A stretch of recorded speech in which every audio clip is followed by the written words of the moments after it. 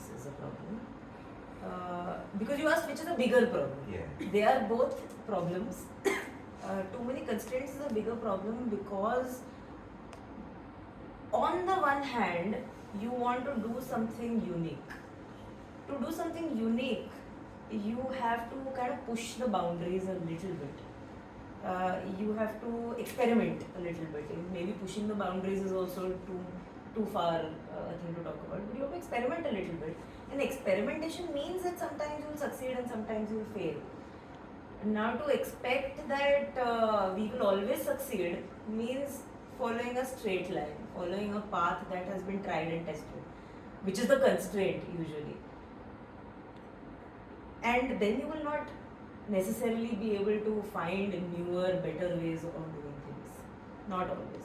So I think it is definitely constraints, and purely also from a creativity point of view, you can't be like, I want you to do something different, but show me who has done it before, show me a reference. Which we have all gone through at some point in time, Do you have any references? But you want me to do something new, so there are no references.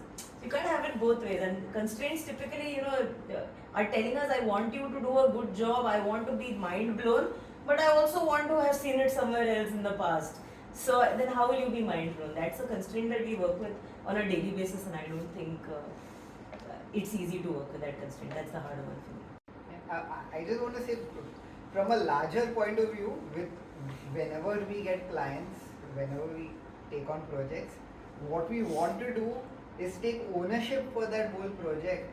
So, and wherein the client has minimum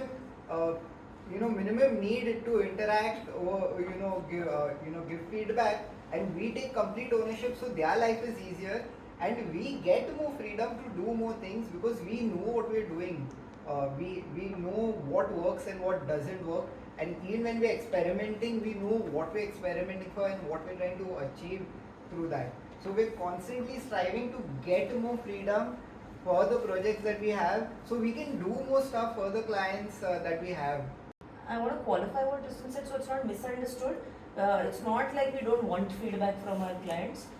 What do we want feedback on?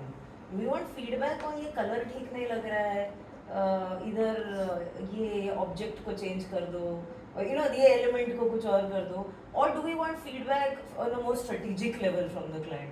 On the brand or on the engagement metrics or whatever. We want to get more feedback on, we want to pull our clients to a higher level conversation, don't have these lower level conversations on things that obviously we are better at than them. After 1 month, let's sit down and discuss your business objective goals. Have we been able to, move in that direction and achieve those?